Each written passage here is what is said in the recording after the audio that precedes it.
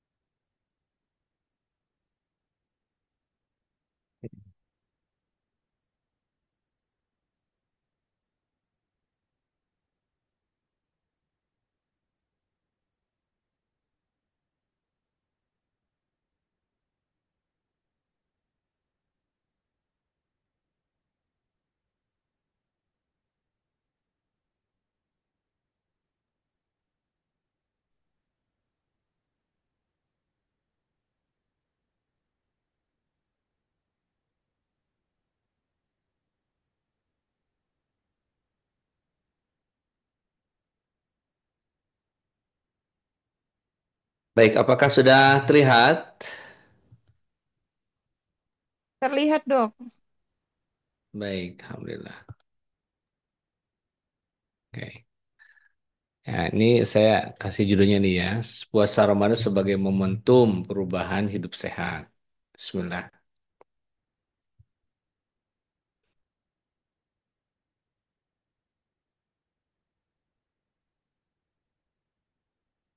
Jadi ini adalah profil dari kesehatan ya Nabi Muhammad SAW ya, di mana beliau itu disebutkan dalam hadis yang berasal dari At-Tabrani ya.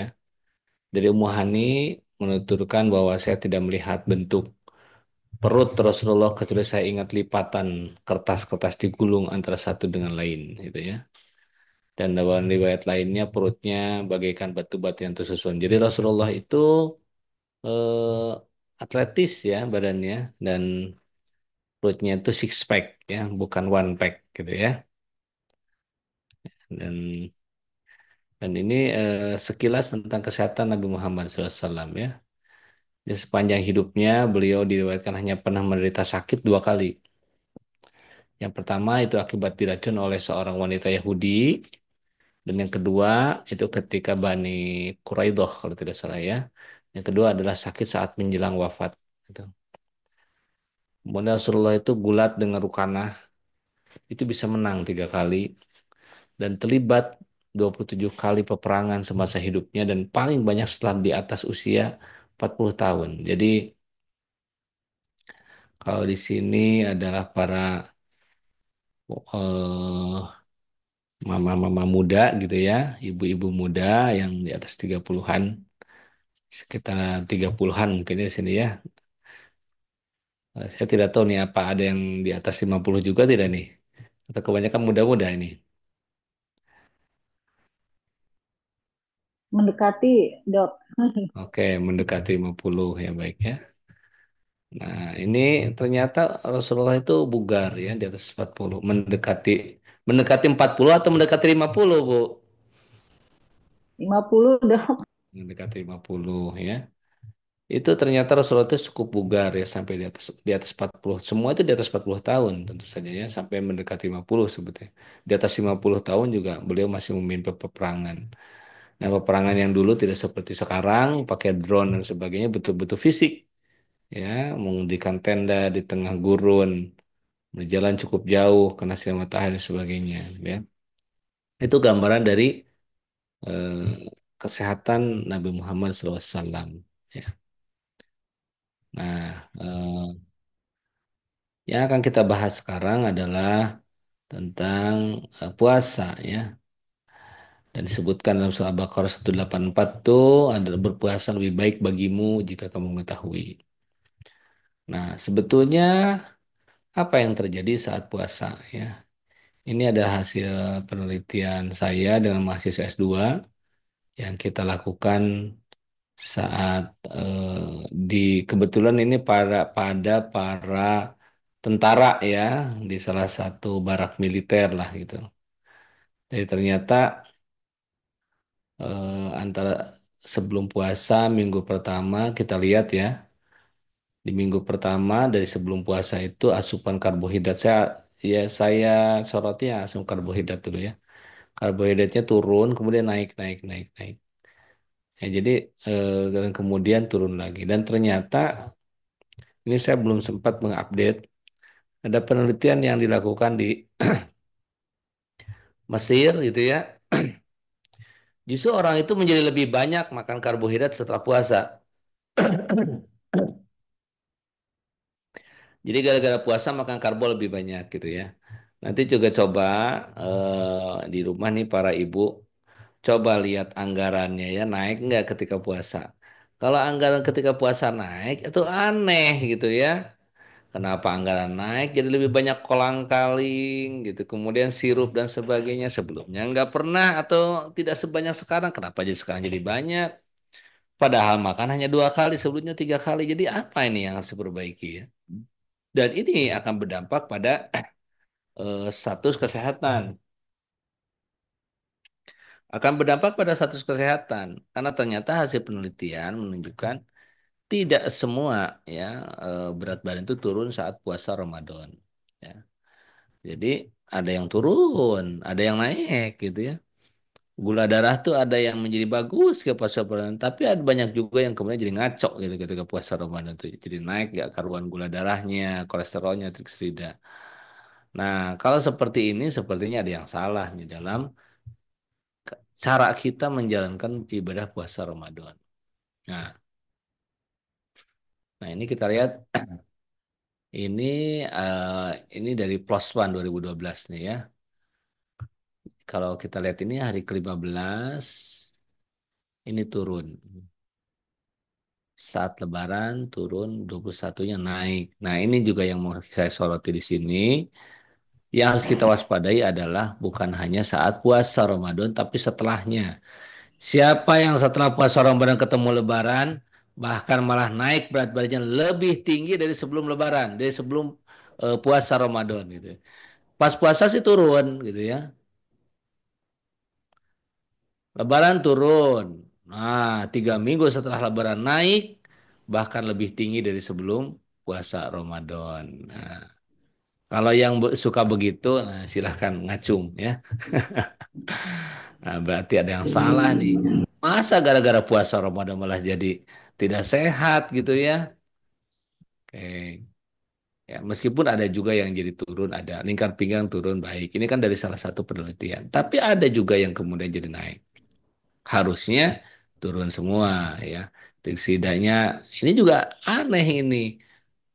Sehari ke-15 naik gitu ya. 21 hari setelahnya malah makin naik. Ini ini kenapa kok kayak gini gitu ya. Nah, kenapa kok bisa malah jadi begitu gitu ya. Nah, karena dasarnya sebetulnya ini ya sebagaimana disampaikan dalam surat Al-A'raf ayat 31, wa kulu washrabu wa la tusrifu innallaha la yuhibbul musrifin. Makan minum itu jangan melampaui batas. Allah tidak suka orang yang melampaui batas gitu ya. Jadi ini yang jadi masalahnya ya. Karena kita ternyata makan melampaui batas. Batas maksimum, batas minimum. Kekurangan nggak boleh, kelebihan nggak boleh gitu ya. Kalau kelebihan ya jadi kacau gitu ya. Kalau kekurangan juga sama, tidak boleh. Nah, masalahnya ketika kita melampaui batas, maka muncul kemudian masalah. Kalau melampaui batasnya maksimum, maka yang tadi berat badan naik, lemak tubuh naik, trigliserida naik, kolesterol naik. Kalau kekurangan malnutrisi, anak-anak berat badannya tidak naik, tinggi badannya tidak naik, itu karena kekurangan. Itu. Nah, ini saat puasa yang terjadi sebetulnya. Ketika puasa itu, eh, ini kan ceritanya ketika puasa starvation itu sebetulnya bukan puasa tapi memang sama sekali tidak makan apapun. Tapi kita lihat dalam hitungan jam. Nah, kita lihat di sini nih. Ya, dalam hitungan jam. Jadi yang pertama kali kita itu kalau makan sebetulnya makan sahur maka hasil makanan yang kita gunakan ya dari makanan itulah yang digunakan sebagai sumber energi gitu ya. Sumber energi nih ya 4 jam ya kemudian 6 jam itu dari makanan. Jadi dari jam 4 kita makan sampai jam 10 itu masih menggunakan hasil dari makanan yang kita makan ketika sahur. Setelah itu mulai naik glikogen gitu ya. Artinya kita mulai menggunakan cadangan energi yang ada di otot gitu ya. Nah, tapi itu pun kemudian setelah melewati 12 jam makin turun gitu ya. Ini juga yang di glukosa makin turun. Apa dampaknya? Kita merasa lemas ya. Setelah jam 12-an, jam 2 mulai lemas dan pada saat itu kemudian kita lihat nih ada yang naik nih yang hitam. Tubuh akan mencari sumber energi lain yang berasal dari lemak dan itu bisa terjadi kalau kita itu bergerak. Jadi apa maksudnya? Jadi gini, kalau kita tidak ingin lemas selama puasa Ramadan dan terjaga ototnya tidak ikut juga menjadi turun, maka kita harus melakukan aktivitas fisik setelah jam 2 siang. Jadi pada asal itu bergerak. Bergerak itu sebenarnya tidak harus olahraga, tapi aktivitas fisik itu bisa dalam bentuk berjalan kaki, apa itu jalan ke pasar, apa itu menyiapkan makanan, apapun pokoknya aktivitas fisik yang dilakukan setelah sekitar jam 2 siang itu, maka itu sangat bermanfaat untuk bisa menjaga pasokan nutrisi ya untuk tubuh saat puasa. Berbeda dengan orang yang kemudian tidak makan sama sekali apa malah tidur pada asar itu pasti ketika bangun akan menjadi lebih lemas gitu ya. Oke, saya tidak akan menggunakan yang rumit-rumit. Nah, yang berikutnya ini. Nah, ternyata ada satu mekanisme seluler lain yang kemudian terjadi saat kita puasa, yaitu di mana tubuh akan melakukan mendaur ulang dan menghancurkan serta membuang komponen sel yang tidak diperlukan yang disebut dengan autofagi. Ini penelitiannya terjadi di mendapat hadiah Nobel nih penemunya. Jadi autofagi adalah proses di mana tubuh melakukan pembersihan.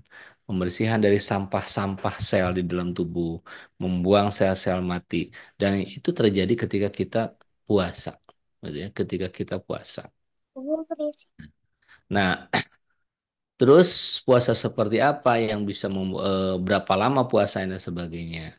Ternyata hasil penelitian menunjukkan bahwa kalau kita puasa setidaknya 2 kali dalam 2 sampai 3 kali seminggu, maka itu akan membuat tubuh kita melakukan proses autofagi secara rutin. Itulah puasa Senin Kamis, ibu-ibu, ya yang dicontohkan oleh Rasulullah SAW. Jadi suatu ketika Abu Zar Al-Ghifari itu bertanya kepada Rasulullah, "Ya Rasulullah," tanya, "amalan apa yang bisa membuat saya akan makin dekat kepada Allah Subhanahu wa taala?" Ya. Rasul menyampaikan, "Berpuasalah di hari Senin dan Kamis," gitu ya. Kata Abu Zar, "Ada tidak yang lebih hebat dari itu?" "Ada," kata Rasul, "yaitu puasa Daud." Ya, puasa Daud. Dan jangan lebih dari itu, katanya. Jangan lebih dari puasa Daud. Tidak boleh puasa sampai setiap hari. Nah, dan ternyata di akhir hayatnya dalam Hayatus Sahabah disebutkan Abu Zar Al-Ghifari itu malah kemudian menyesalnya di akhir hayatnya. Kenapa saya karena kenapa menyesal? Karena setelah peristiwa tersebut Abu Zar Al-Ghifari seumur hidupnya selalu puasa Daud. Seumur hidupnya puasa Daud. Ya. Karena para sahabat itu demikian bersemangat dalam beribadah sehingga ketika kemudian apalagi dia yang bertanya dan Rasulullah yang menjawab itu langsung dilaksanakan. Seumur hidupnya puasa Daud tuh. Ya. Nah, tapi dampaknya apa? Dampaknya Abu Zar itu terkenal sebagai sahabat yang kurus, gitu ya. Sampai akhir hayatnya kurus dan di akhir hayatnya dia menyampaikan menyesal saya gitu ya bertanya kepada Rasulullah. Rasulullah itu sudah menyampaikan bahwa yang paling bagus itu Senin Kemis. Kenapa kemudian saya nanya lagi gitu ya? Akhirnya sebutkan puasa Daud dan dilaksanakan seumur hidupnya. Kenapa menyesal? Karena dia merasa tidak terlalu bisa menikmati hidupnya gitu ya. Ya seumur hidupnya. Kemudian sekarang orang-orang pada ngikutin IF ya. IF terus-terusan. Padahal sebagai seorang muslim sudah jelas disebutkan Rasulullah cukuplah Senin Kemis gitu ya. Kalau mau tambah boleh ayamul bid ya. Nggak ada contoh Rasulullah ayam apa puasa Daud seumur-umur gitu ya. Itu Nah, nanti beneran ya, mainannya mau kasih ke orang ya. nah jadi eh Kalau ada yang autofagi ini mainan kayak gitu. begitu juga terjadi, ini bisa di mute dulu dong. Nah, ya. Nah, autofagi ini juga terjadi pada puas proses puas proses saum Ramadan ini ya. Jadi selama saum Ramadan ini kalau benar dilakukan dengan baik, maka bagaimanapun ini akan memicu autofagi gitu ya. Jadi ketika kemudian kita menghadapi hari Idul Fitri gitu ya, hari Idul Fitri itu sebetulnya bukan hanya kita kembali kepada fitrah secara ruhiyah, tetapi juga kita kembali kepada fitrah secara seluler gitu ya. Sel-sel kita menjadi baru, dibentuk regenerasi sel-sel baru, ya. Kita menjadi lebih segar dan mereset hormon sebetulnya, ya. Terjadi reset hormonal dalam tubuh kita, di mana kemudian growth hormone akan akan merangsang pembentukan sel-sel baru dalam tubuh kita, ya, begitu. Jadi bukan hanya kita menjadi lebih soleh, lebih takwa, lebih taat, tapi juga sel-sel kita menjadi lebih baik, gitu. Harusnya demikian ketika puasa Ramadan ini, ya. Nah, eh, dan kalau proses autofagi ini kalau terlaksana ya dengan optimal, ini akan bisa mencegah berbagai penyakit, ya. Baik itu memperlambat proses penuaan, penyakit jantung, kanker, ya, kemudian juga diabetes tipe 2, fatty liver. Jadi pokoknya kalau kemudian Ramadan berat badan malah naik, itu mah kebangetannya juga 3 kali gitu ya. Harus menjadi momen untuk kita menjadi momentum kita melakukan perubahan hidup yang lebih sehat. Nah, ini kita lihat nih dampak puasa terhadap mekanisme seluler, ya, menurunkan risiko penyakit kardiovaskuler, ya, degeneratif, sistem saraf, kanker, dan meningkatkan usia harapan hidup. Gara-gara apa? Gara-gara kita berpuasa. Nah, jadi apa pelajaran dari puasa Ramadan ini? Yaitu menyebabkan asupan energi total berkurang sehingga menyebabkan rangkaian mekanisme seluler yang memberikan dampak baik untuk kesehatan. Yang kedua,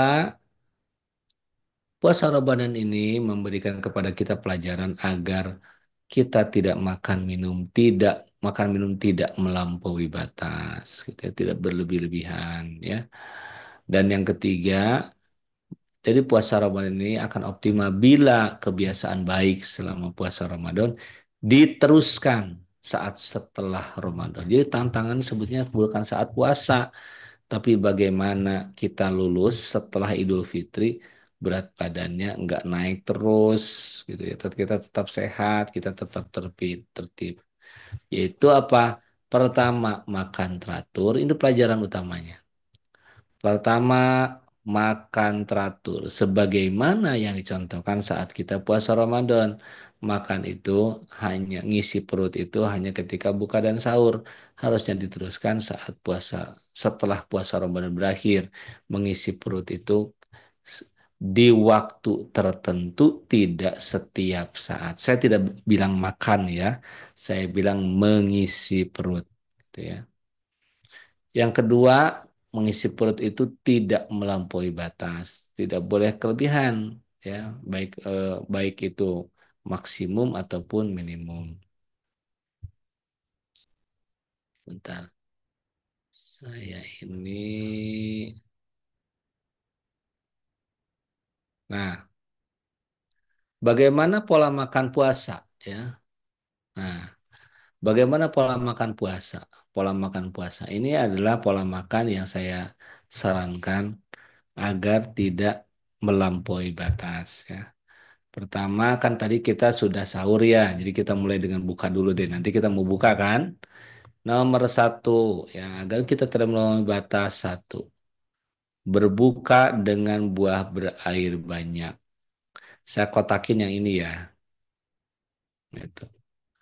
Yang ininya alternatif. Ya. Untuk ibu-ibu, ya, para ibu yang ingin turun berat badan sudah kelebihan, kolesterol sudah mulai naik, gula darah sudah mulai naik. Tajil itu hanya dengan buah berair banyak, sebagaimana yang dicontohkan oleh Rasulullah. Rasul itu menyebutkan ketika berbuka itu dengan rutob. Rutob itu adalah kurma yang berair. Kalau tidak ada baru tamer atau kurma yang sudah mengalami proses fermentasi yang hitam-hitam yang sering ada di pasaran. Itu pun hanya 3 butir, ya. Nggak ada contohnya Rasulullah berbuka dengan gorengan, ya, bala-bala gehu, nggak ada ceritanya itu, ya. Berbuka itu dengan buah berair banyak sebagai pengganti rutob atau rutob kalau ada. Tapi kita harus menyesuaikan. Masa kita harus mengikuti rutop semua? Rutop itu hanya ada di Timur Tengah karena dia harus segar. Kalau rutop dibawa ke sini nggak masuk kulkas busuk pasti. Gitu ya. Nah, terus nggak boleh dong yang manis ya boleh. Tapi lihat dulu status gizinya. Kalau anak yang sedang tumbuh, ibu hamil, ibu menyusui, boleh makan yang manis-manis, makan kolak, minum minum teh bot teh manis gitu ya, kue-kue. Jangan ibu yang obesitas mengajak semua semua anggota keluarga ikut menderita, ikut diet gara-gara ibunya sedang diet gitu. Ya tidak ya. Jadi kalau anak boleh ini kemudian setelah itu minum ya. Setelah itu sholat maghrib, barulah makan nasi lengkap 4 sehat. Apa itu nasi lengkap 4 sehat? Pertama ada nasi, yang kedua ada protein hewani, daging, ikan, ayam, atau terus satu macam. Yang ketiga protein nabati, tahu atau tempe atau kacang. Empat sayuran. Jadi tiap makan empat macam nasinya, protein hewani, nabati, dan sayuran. Nah, setelah itu apa yang dimakan sebelum tarawih dan setelah tarawih tambahkan dengan camilan apapun plus susu kalau bisa. Untuk siapa? Untuk anak yang sedang tumbuh, ibu hamil, ibu menyusui yang puasa, atau orang orang dewasa yang kurus, ya tidak sehat, yang kurus dan rajin olahraganya normal semua bebas, ya. Tapi kalau udah mah pakai mah ya orang Sunda saya itu ya. Udah mah berat badannya kelebihan, kemudian kolesterolnya tinggi, gula darah mulai naik, tidak ada lagi ini, tidak usah lagi. Stop, udah nggak ada lagi kayak gini, ya. Tapi ini khusus untuk anak, ibu hamil, ibu menyusui, atau orang dewasa yang tidak kelebihan berat badan. Ya. Nah, setelah itu usahakan makan, minum pasca buka 4-5 gelas dari buka sampai tidur. Sahurnya gimana nanti malam? Ya, nah sahurnya ini boleh minum sedikit, makan nasi lengkap, udah gitu buah, udah gitu minum susu kalau suka. Ini boleh lain-lain sama seperti tadi. Lain-lain ini terutama ya diprioritaskan untuk anak yang sedang tumbuh, ibu hamil, ibu menyusui ya. Usahakan minum 3-4 gelas dari saat dari mulai sahur sampai imsak gitu. Itulah pola makan yang baik gitu ya. Eh, yang saya sarankan ketika menghadapi puasa. Nah, sekarang oke ya. Apa yang mau saya sampaikan di sini adalah profil kesehatan di Indonesia ya. Jadi ada satu yang harus kita pikirkan ya bahwa ternyata di kita itu aneh banget sebetulnya ya, bukan aneh. Ada yang sebut dengan eh, apa nutrition problem, double burden nutrition problem di Indonesia itu. Jadi apa ya? Jadi bayi dan anaknya kurang gizi, ibu hamilnya banyak yang anemia kurang gizi, tapi orang dewasanya obesitas. Ini real masalah yang kita hadapi, ibu-ibu. Ya. Dan kalau kita perhatikan penyebab kematian di Indonesia, ini tidak berubah. Sampai saat ini datanya ini 2014, sekarang 2024 itu 10 tahun tidak berubah. Masih begini. Nomor satu stroke, dua jantung, tiga diabetes, empat tuberkulosis, lima hipertensi. Ada 46% yang saya kasih kotak ini, dan ini terkait dengan gaya hidup, terkait dengan makanan, kecuali tuberkulosis saja enggak, makanya saya tidak kotakin. Jadi artinya apa? Artinya penyakit-penyakit yang sebelumnya seharusnya bisa dicegah. Ini kalau sekarang para ibu ini udah ada yang menjelang 40, yang menjelang 50, harus pula waspada gitu ya. Ini perjalanan masih panjang ya. Jadi itu ya Bobo. Ya, cita-citanya harus ini ya, bisa ngantar cucu nikah gitu. Itu cita-citanya. Artinya apa? Kita sehat. Gimana kalau meninggal ya itu mah urusan takdir kalau meninggal. Tapi saya tidak membahas tentang takdir kematian. Karena kalau meninggal mah mau sehat, mau sakit, mau muda, tua, meninggal mah meninggal aja ya kalau sudah ajalnya datang. Tapi adalah bagaimana upaya kita agar kita bisa sehat ketika kita bertambah usia ya. Ya. Nah, jadi ada empat besar penyakit yang BPJS ternyata nomor satu itu jantung loh ya. Ini sampai sekarang BPJS itu rugi terus karena orang sakit makin nambah 53% penyakit jantung. Kenapa orang bisa sakit jantung? Gaya hidup. Ini tuh bukan sakit jantung bawaan. Itu sakit jantungnya terutama jantung koroner karena pembuluh darahnya menyumbat gitu ya. Ada kanker, stroke, gagal ginjal. Jadi saya ingin mendorong kita jadikan momentum puasa Ramadan ini momentum perubahan hidup kita menjadi lebih baik dan lebih sehat. Gitu, ya. Nah, awalnya kan gini tuh, ya. Emang dipikir penyakit-penyakit ini terjadi tidak tiba-tiba? Tidak. Awalnya itu ini dulu yang muncul, ya. Perlukan waktu bertahun-tahun yang diawali dari kelebihan makan.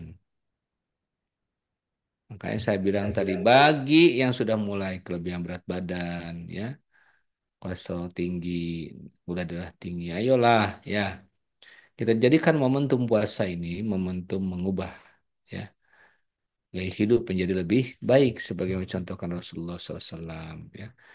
Janganlah, ya, jangan sampai ke sini, ya, terlambat kalau sudah ke situ. Kalau sudah jadi jantung koroner, stroke, gagal ginjal. Sekarang kan ini ibu-ibu dosen, ya. Jadi para suaminya atau ibu dosen juga ini kan pensiun itu usia 65 tahun ya. 65 tahun. Kalau sekarang usia 40-an, 50-an, 40-an berarti sekitar 25 tahun lagi. Gimana caranya ketika usia 25 tahun nggak diabetes, nggak stroke, nggak jantung koroner gitu ya. Jadi pensiun itu dengan bahagia. Jangan sampai ketika pensiun malah merepotkan anak, diantar-antar ke rumah sakit, ngantri BPJS. Kan itu bukan hidup yang kita harapkan. Kalau bisa bahkan kita masih bisa ya nanti itu menimang cucu. Ayo nanti bapak ibunya pada sibuk. Nih sama Nin aja nih, ya di pangku antar ke sekolah harus bisa gitu. Artinya apa? Kita sehat saat itu. Kita sehat, ya. Dan itu tidak bisa terjadi kalau kita tidak menjaga dari hari ini. Ya, jadi saya sangat menyarankan mulai hari ini, ketika usia di atas 40 tahun, ayolah periksa lab 6 bulan sekali. Minimal apa yang periksa? Ini aja nih periksanya. Trigliserida, kolesterol, gula darah, asam urat. Nah, tensi jangan lupa, tensi. Timbang berat badan, jangan naik terus. Karena kalau dia berat badan naik, muncul yang lain-lain. Aneh-aneh semuanya. Oke? Nah, karena kenapa orang itu bisa ini? Ya ini, mengisi perut kebanyakan dan jadi rebahaners gitu ya. Rebahan terus, nggak pernah olahraga. Ya, jadi ayo mulai bergerak dan mulai ngisi perutnya teratur. Ya. Jadi makan itu harus ada waktunya, ada waktu. Ada waktu mengisi perut dan ada waktu kemudian puasa gitu. Jangan terus aja ngisi perut nggak ada waktunya. Buatlah jadwal makan yang teratur. Makan pagi mau jam berapa sih? Jam 7 misalnya. Berarti harus tiap jam 7 makan. Mau bapaknya, mau anak-anak, termasuk ibu sendiri makanlah jam 7 ya atau setengah 7 atau jam 6 makan pagi, siang makan siang, malam makan malam teratur. Tengah-tengahnya apa? Buah saja. Kalau sekarang yang sudah obesitas, udah nggak usah makan kue-kue dan sebagainya. Kecuali yang kurus ya, kecuali yang kurus, anak yang sedang tumbuh boleh lain-lain. Kita mah nggak usah lah, gitu ya. Udah tobat nggak usah makan yang aneh-aneh, gitu ya. Ngebahso itu udah nggak boleh sebetulnya ya. Nah, jadi coba, nah sekarang coba Bapak Ibu, tidak ada Bapak di sini ya, Ibu semua ya. Oke. Nah, sekarang hal yang gampang ya, hal yang gampang sekarang. Coba Sekarang bisa berdiri tidak, Ibu Rani? Kayak Ibu Rani, Bu Dikma coba sekarang berdiri ya.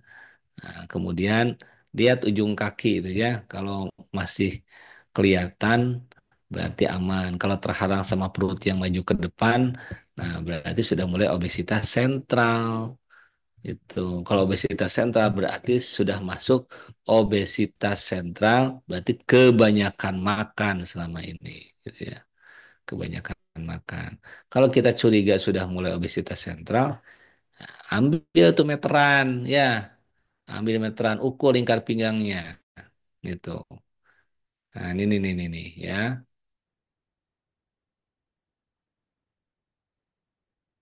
Nah, ngukurnya adalah di antara tulang apa, tulang pinggang, gitu ya, sampai rusuk terbawah. Jadi coba masing-masing. Coba sekarang kita ukur. Nanti terapkan ke suaminya ya. Abi, Bapak, sok kita ukur gitu ya. Nah, pertama pegang tulang pinggangnya. Gimana Bu Rani? Kepegang nggak tulang pinggangnya? Kalau tidak ter, Pegang. oh pegang bagus. Alhamdulillah. Ya, kalau nggak kepegang jangan nyalahin saya ya, salahin diri sendiri. Nah, terus telusuri di pinggir ya, di pinggir tulang pinggangnya di pinggir, telusuri ke atas sampai terpegang rusuk terbawah. Nah, ukur pakai meteran baju berapa senti itu dari tulang pinggang ke rusuk terbawah. Rata-rata antara 10 sampai 12 senti. Nah, tengah-tengahnya itulah di situ ukur lingkar pinggang ke depan. Kalau misalkan di atas 80 senti, berarti obesitas sentral. Kalau laki-laki dari 10, 90, berarti obesitas sentral. Berarti kalau obesitas sentral, yang tadi makannya nggak boleh lagi tuh makan yang aneh-aneh. Ya udah makan nasi 3 kali, buah 2 kali cukup. Udah. Berarti selama ini kita kebanyakan makan. Aduh gimana? Saya kan suka buat kue untuk anak gitu ya. Suka belanja kue untuk keluarga. Saya nggak melarang ibu-ibu belanja dan buat kue, Bu. Yang saya larang itu makannya. Itu. Jangan gara-gara ibu obesitas sentral serumah puasa semua. Ya. Enggak begitu. Ya. Oke. Jadi kita harus samakan frekuensinya. Kita tuh mau apa? Kita itu frekuensinya samakan frekuensinya. Ingin sehat sampai tua. Nggak nyusahin anak, nganter-nganter ke rumah sakit, bisa nganter cucu ke sekolah, gitu kan, bisa nganter cucu nikah, gitu kan, kan bagus kalau misalkan nanti itu kita bisa begitu ya. Jadi jangan ketika hari tua itu tergantung ke anak, tidak produktif, nganter-nganter. Kalau hanya kalau hanya apa apa namanya diurus anak dan sebagainya ya mungkin oke lah ya makin tua. Tapi yang masalah itu jangan sampai merepotkan. Ya. Antar-antar ke rumah sakit ya seminggu 2 kali cuci darah innalillah ya jangan sampai lah gitu membebani anak harus beri insulin ya setiap makan suntik apakah itu hidup yang kita inginkan. Hmm? Kemudian cuci darah setiap 2 minggu itu kasihan cuci darah itu seminggu 2 kali diantar ke rumah sakit antri BPJS nanti dari subuh cuci darahnya sekitar 2 3 jam. Yang nganter juga ya habis waktu yang harusnya anak-anak kita tuh kerja produktif ya untuk menghidupi keluarganya habis waktu nganter-nganter orang tuanya meskipun jadi amal soleh ya tetapi kehidupan ke depan itu makin berat ya jadi kita harus berusaha agar kita tetap sehat sampai usia tua ya oke nah kemudian berat badan berlebih gini aja ya kalau berat badannya berapa ya misalkan berat badannya 60 cm. Nah, berarti berat badan idealnya itu tinggi badan kurang 160. Kalau di bawah 40 tahun kurangi 10%. Ya. Jadi kalau 60 kurang 6 berarti berat badan ideal untuk di bawah 40 tahun ada 54. Kalau di atas 40 tahun tinggi badan kurang 100 aja. Jadi misalkan tinggi badan 160 berarti berat badan idealnya berapa? 100. 60. Tinggi badan kurang 100. 160 kurang 160. Boleh nggak lebih dari itu? Boleh tambah 10%. Berarti maksimum 66 berat badannya, Bu. Di atas 66 berarti obesitas tuh. Obesitas satu atau obesitas 2. Berarti sudah mulai. Oh, berarti saya termasuk ke yang kelebihan makan selama ini. Itu ya, harus sudah mulai diatur makannya. Nah, yang kedua, yang berikutnya waspada ya, tekanan darah. Saya apa namanya bahas secara khusus karena banyak tekanan darah ini karena keturunan kalau tekanan darah ya. Diperberat dengan gaya hidup, tapi banyak keturunan. Pokoknya kalau ibu-ibu itu sudah mulai banyak juga yang dipicu oleh kehamilan. Tadinya nggak normal berat badan, tinggi badan, apa tekanan darah sekarang jadi tidak normal. Mulailah ya. Tensi setiap hari ya, setidaknya 2 hari sekali. Lihat tensinya. Kalau tensinya sudah mulai di atas 120 ya, per 80 berarti sudah mulai prehipertensi sampai hipertensi. Hati-hati. Apa bahayanya hipertensi itu? Hipertensi itu penyebab dari gagal ginjal. Ya, 50% gagal ginjal terjadi karena hipertensi. Jadi hati-hati dengan hipertensi. Terus gimana kalau sudah hipertensi? Selain harus mengurangi asupan garam yang berlebih, maka makan obat kalau tidak turun-turun. Makan obat. Yang berat badannya udah obesitas, turunkan berat badannya. Karena berat badan turun akan ikut menurunkan tensi. Makan obat secara teratur agar apa? Tensinya turun. Seberapa bahaya tekanan darah itu? Ya, ibu bayangkan saja ibu-ibu, ya, ginjal kita itu tugasnya nyaring darah. Pembuluh darahnya itu sangat halus sekali. Ukurannya mikron ya di glomerulus itu. Dikasih tekanan yang tinggi maka akan jebol.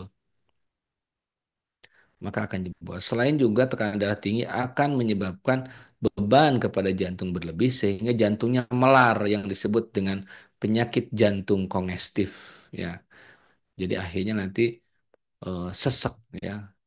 Karena apa? Jantungnya melar nggak bisa memompa dengan baik. Jadi khusus untuk tekanan darah ini, ayo perhatikan. Banyak orang yang tidak sadar dan tidak merasa bahwa tekanan darah ini adalah suatu penyakit. Enggak, kodok, saya tidak sakit kepala.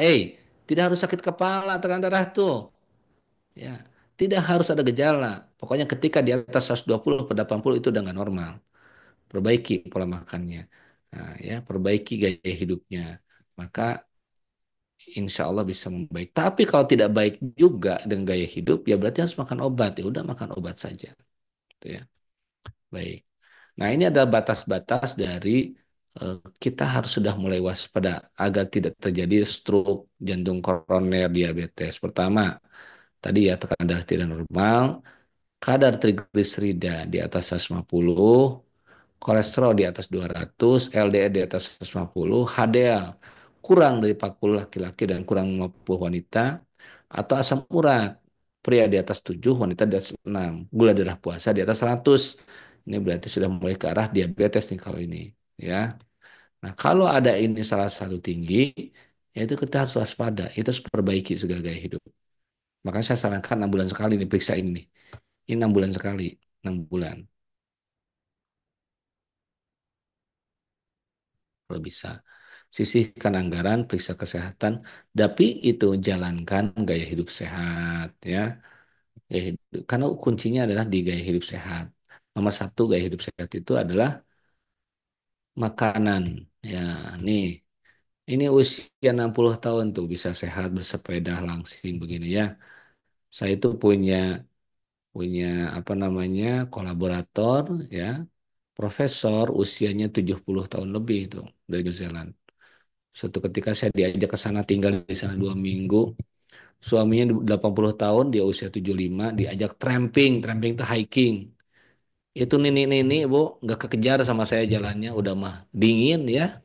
Itu di New Zealand itu di utara, dingin sekali itu, saya nggak kuat. Ya, saya pakai jaket berlapis-lapis, dia jalan cepet sekali jalannya tuh nini-nini itu ya. Sampai sekarang masih riset sampai ke Afrika dan sebagainya. Kenapa bisa begitu?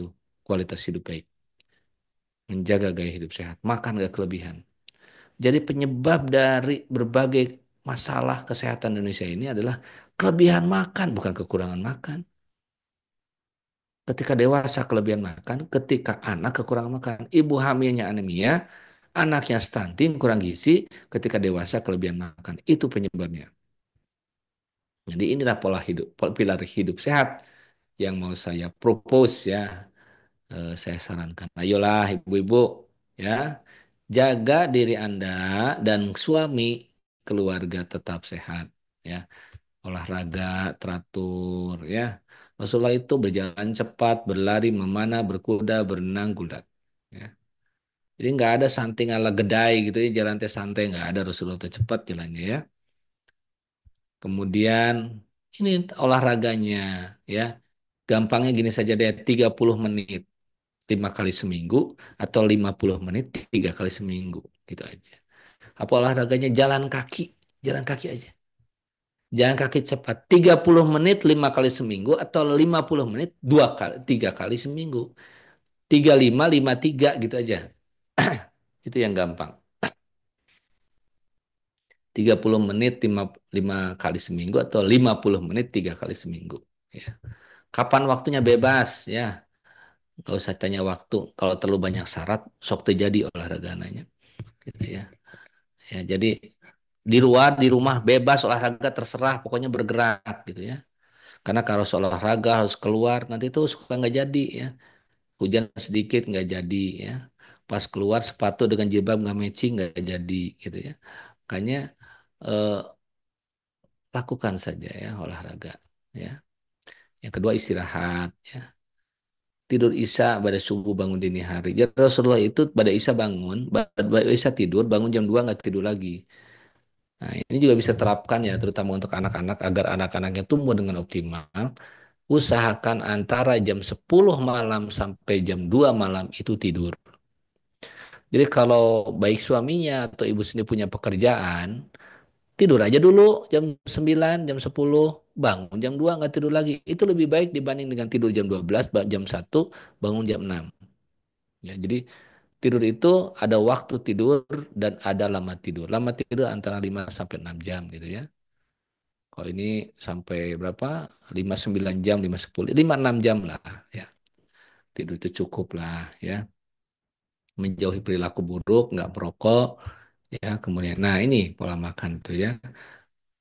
Ini ayatnya jelas dalam surah Al-Baqarah 168 tuh ya, halalan tojiban ya.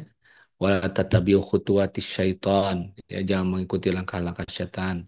Artinya makan minum itu harus apa yang halal dan baik. Nah, ini saya sedang mengajarkan yang baik ya. Kalau halal udah insya Allah halal ya. Kalau tidak dijalankan apa yang saya sampaikan berarti mengikuti langkah setan gitu aja lah pokoknya. Ya. Jadi pertama makan itu harus lengkap. Saya nggak akan bahas ya. Waktunya berapa Bu? Waktunya berapa lama lagi? 10 menit lagi? Sampai iya 12 dok. Ya, ya. Itu jelas dalam surat Abasa itu ya, ada karbohidrat, warna hewani, nabati ya. Ada air, biji-bijian, sayuran, ya, buah-buahan, binatang ternak. Jadi protein hewani, nabati, dan karbohidrat. Sudah jelas dalam Quran mah. Kalau orang Islam, aduh lengkap lah pokoknya. Ya, dalam Quran itu. Kemudian jangan melampaui batas, sudah saya sebutkan ya. Jadi artinya apa? Kita harus mengkonsumsi makanan itu mengandung karbohidrat, lemak, protein, vitamin, mineral, air dengan jumlah yang cukup. Karena bila lebih ke obesitas dan kelainan metabolik lain bila kurang gizi kurang undernourished. Jadi nggak boleh kurang, nggak boleh lebih gitu ya. Nah, jadi gimana? Nah, ini akan saya ajarkan pola makan sehat. Bisa diajarkan mulai nanti Idul Fitri, setelah Idul Fitri ya, atau ketika sekarang sedang datang bulan juga boleh. Ini Bu ya, saya ajarkan ilmu gizi yang paling basic tapi bisa diterapkan ya. Paling gampang dijelaskan, gak usah ngitung kalori-kalorian ya. Ini jalankan ini saja, boleh untuk ibu dan keluarga semua ya. Jadi sebenarnya makan sehari itu ada dua. Ada makanan utama dan ada makanan selingan. Makanan utama harus mengandung 4 sehat. Bahan makanan berkarbohidrat, protein hewani, nabati, dan sayuran. Nabati itu kacang-kacangan. Ya, mau tahu, mau tempe, mau kacang, kacang merah. Nah, 3 kali sehari dan sayuran itu makan 3 kali sehari. Mau ibu yang obesitas, ibu yang kurus, ibu bapak dan anak-anak itu 3 kali sehari makan. Punya kewajiban ibu-ibu menjamin anak-anaknya makan 3 kali sehari. Begitu juga bapaknya 3 kali sehari. Yang kedua selingan. Apa fungsi makanan selingan? Untuk menambah zat gizi yang kurang dimakan utama. Jadi kalau anak selingannya macam-macam karena dia tumbuh. Mau gorengan, mau seblak, bakso tahu, batagor, empek-empek, cimol, cilok, cireng, kerupuk, ya, martabak, donat, pizza, cake, ya, sang bolen, gehu dan sebagainya bebas. Anak sedang tumbuh, ibu hamil, ibu nyusui, harus ada selingan tambahan. Kalau enggak, kebutuhan nutrisi harian tidak terpenuhi, ya. Tapi kalau ibu yang udah obesitas, bapaknya obesitas, ibunya obesitas, kolesterolnya tinggi, gula darah tinggi, selingan hanya buah berair saja. Titik, udah. Cukup cukup makan 3 kali, ya. Kemudian buah berair 2 kali. Jadi polanya kayak gini. Tuh, ya. Makan pagi nasi, selingan jam 10, makan siang 4 sehat, selingan makan sehat. Selingan ini jadi variabelnya. Kebanyakan pasien saya yang datang ke sini obesitas, makan pagi, makan nasi itu sehari hanya sekali 2 kali. Tapi makan selingan bisa 20 kali. Ya, itu yang menyebabkan obesitas. Tiap botram gitu kan ya, baru juga makan pagi, botram makan lagi gitu ya. Sedang botram nih ya, ada yang bawa gorengan, ada yang bawa martabak dan sebagainya. Ngaliwat tuh tukang bakso dipanggil lagi tukang bakso tuh. Jadi gimana nggak obesitas ini tuh? Ibu-ibu yang di rumah makin sini bukan makin sehat, makin gendut gitu. Makin gemuk, berat badan makin naik. Itulah yang menyebabkan penyakit. Jadi yang menyebabkan kita berpenyakit itu bukan kekurangan makan, kelebihan makan. Ya Bu, ya samakan frekuensinya. Kita ingin sehat sampai kita tua. Tidak menyusahkan anak, ya. Bisa ngantar cucu nikah gitu ya. Dengan cara apa? Ayo, dari mulai sekarang ya. Jadi sekarang mau buat ram teh, ya oke. Dengan ibu-ibu janjian, kita buat ram jam berapa? Nah, pilihannya buat ram itu kalau tidak makan pagi makan siang gitu. Oke, kita buat ram makan siang ya. Oke, kita makan siang. Yang satu bawa nasi, yang satu bawa pisang goreng apa? Ayam goreng, yang satu bawa tahu, yang bawa satu bawa sayur gitu buat ramnya. Nah, paginya gimana Bu? Kita buat ram olahraga bareng gitu. Ketika anak bapaknya sudah pergi, anak-anak sekolah olahraga, yo hiking gitu. Dan itulah gaya hidup ya ibu-ibu jet set yang ada di Bandung. Karena pasien saya banyak juga orang-orang yang high end ya, ya orang-orang yang sangat kaya. Ibu-ibu itu kayak gitu rangsing-rangsing Bu. Dulu Pak jas zaman sepeda ganti-ganti sepeda yang di 100 jutaan ya. Sekarang mereka hiking gitu ya, langsing-langsing Bu. Kenapa? Kerjanya olahraga, nggak usah jadi orang yang kaya juga ya. Kalau untuk hidup sehat mah tuh, dan ibu juga nggak banyak urusan kan, ya bisa olahraga, ada olahraga usaha mahal.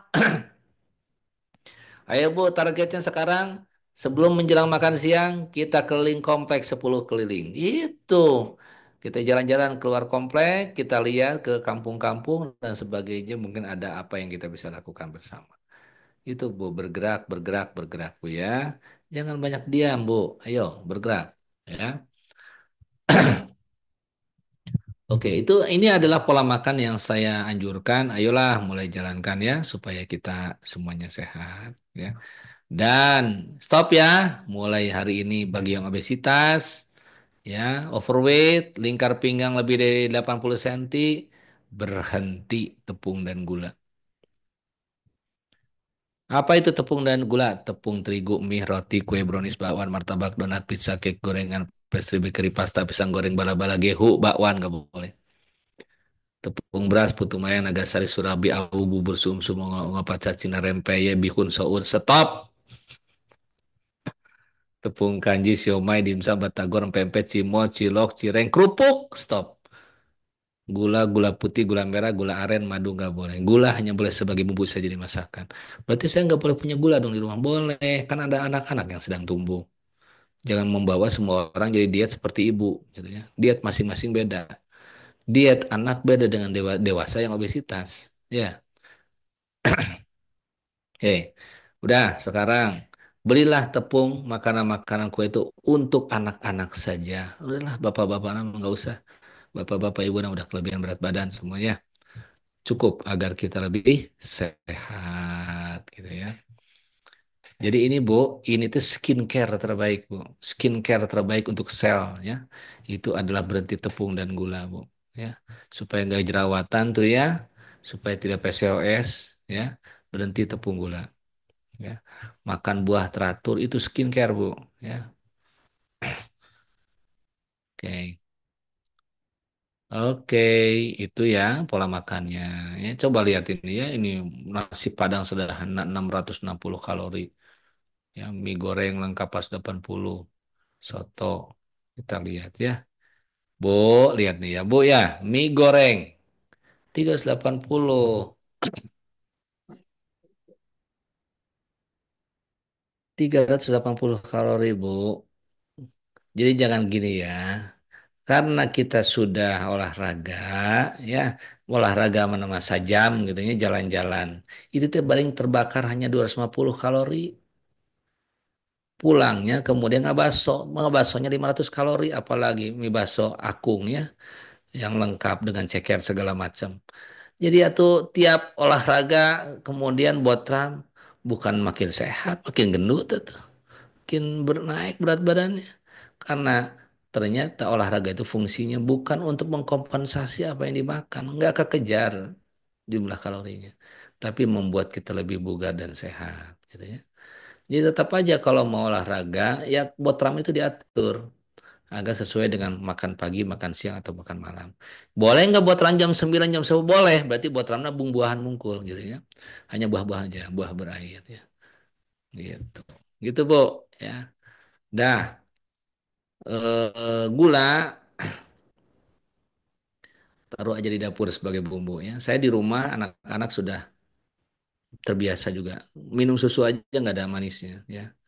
Ya, kenapa? Agar lebih sehat. Mereka juga dia boleh diabetes ya. Yang kelima, stress management. Kita mah sudah ada ya Quran ya. Tidak usah khawatir sebetulnya kalau kita ini ada yang jelas ya, publikasinya ternyata yang mau melahirkan ya dengan dikasih bacaan Quran stresnya berkurang meskipun tidak ngerti dia dan non muslim ya. Jadi hidup sehat memang nggak mudah, namun lebih mudah dibandingkan makan suntik obat terus-menerus karena diabetes, hipertensi, jantung radang sendi dan stroke. Gitu ya, itu yang mau kita hindari. Dan ini ibu-ibu yang mau menjalani 50 itu ini tuh pilihan Bu ya. Ibu-ibu ini sekarang menghadapi di persimpangan. Ini mau sehat nggak usia 60, 65? Kalau mau sehat dari sekarang. Kalau mau, oke, ayo mulai hidup sehat dari sekarang. Ya. Kalau sekarang terus hidup ngaco terus, makan sembarangan terus, gula tepung dihantam terus, ya berarti merencanakan agar menjadi diabetes, hipertensi, jantung koroner, ya, stroke, ya radang sendi di usia 60, 65 tahun. Itu saja bisa sampaikan. Mudah-mudahan bermanfaat. Terima kasih. Assalamualaikum warahmatullahi wabarakatuh. Waalaikumsalam warahmatullahi wabarakatuh. Bagaimana teteh-teteh semua? Habis ini periksa kulkas ya, periksa dapur ya. Jangan bersedih. Tadi kita diingatkan tujuan kita bersama harus samakan frekuensi gitu ya.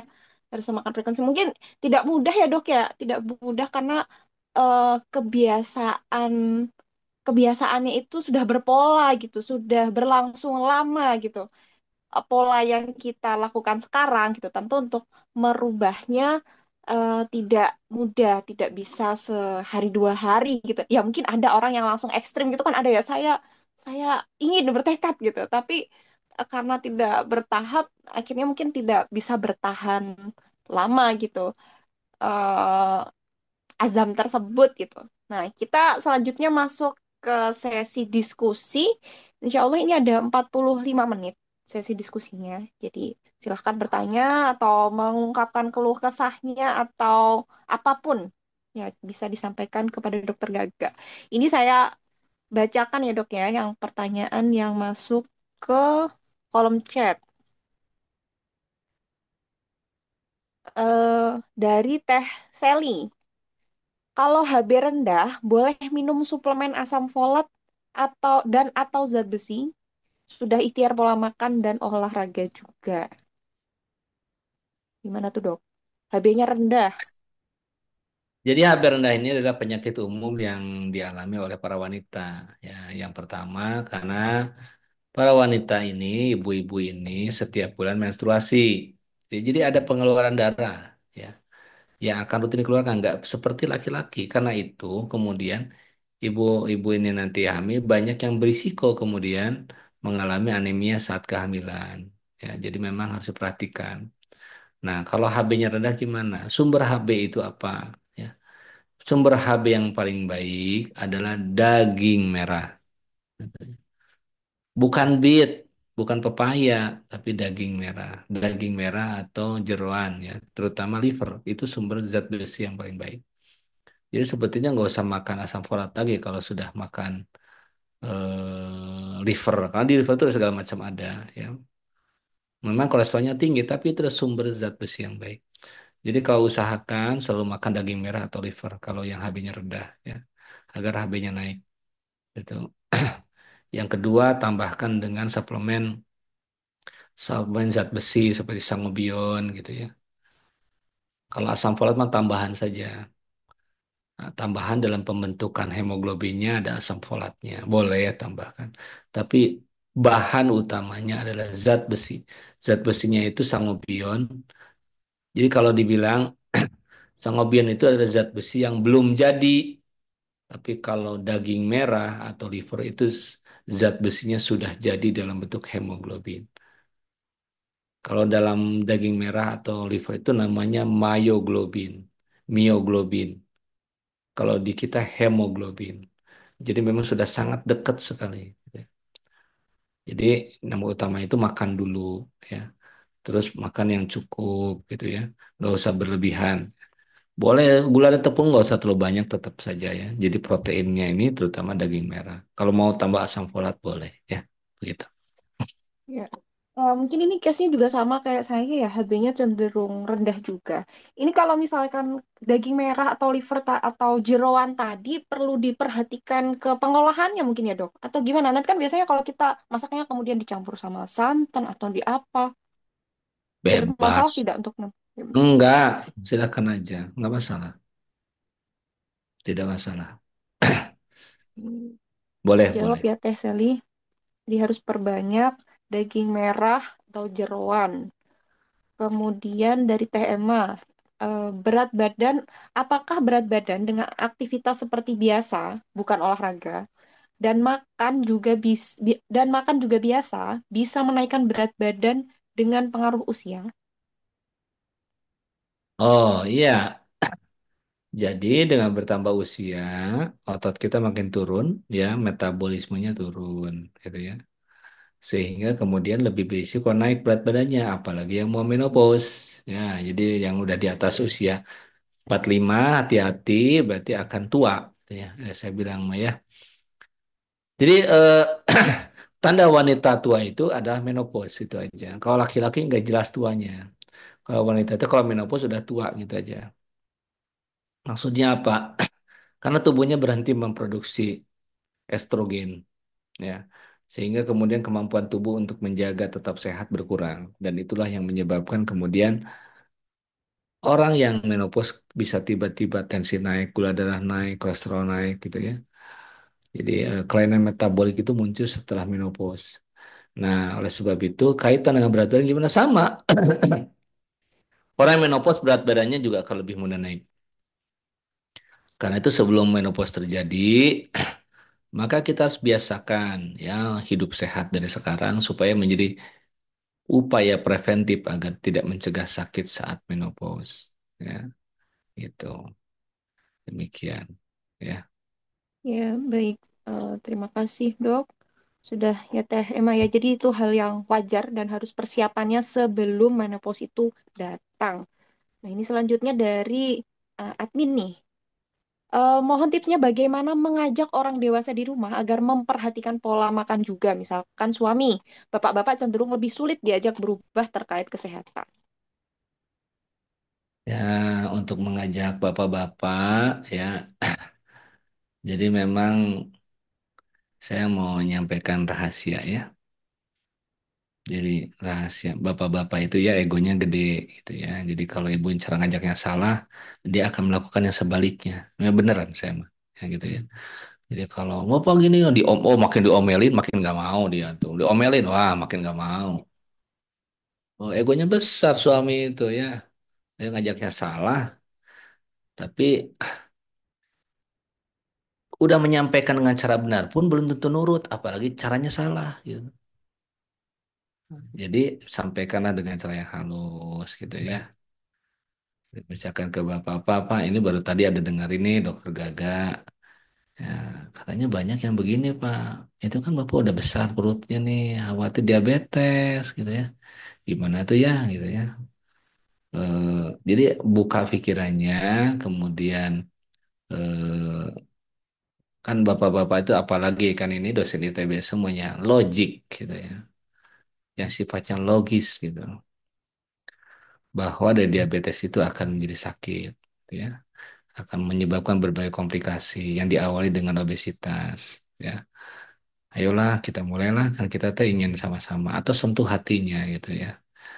Ayolah agar kita sama-sama sehat sampai tua nggak nyusahin anak kita mulailah hidup sehat ya Pak ya gitu. Setelah iya pun bisa melanggar loh Bapak-bapak Mbak ya. Apalagi ya susah apalagi ngasih tahunya ibu-ibu gitu ya. Kalau perlu nanti adakan seminar untuk bapak-bapaknya gitu biar saya ngasih tahu. Pola ya ini pola ini ya. Pasien yang datang ke saya itu kebanyakan adalah ibu-ibu. Kebanyakan ada ibu-ibu, Bu. Ya. Nah, dan sebagian banyak yang kemudian mengeluh karena bapak-bapaknya lebih tidak sehat dari ibunya. Jadi banyak yang datang ke sini itu karena kalau ibu-ibu kan penampilan ya obesitas gitu. Pasien saya itu gitu. Nah, kemudian mengeluh lah, aduh suami saya dok udah diabetes pakai obat gitunya masih juga apa masih makan gula dan sebagainya. Diajak ke dokter itu susah nggak mau ikut jadi salah ngajaknya kalau apa ke dokter dong gitu nggak akan nurut suami digituin mah itu kan nggak akan ini mau nurut gitu suami mah jadi saya bilang gini aja bu ya nanti kalau ibu ke sini minta antar sama suami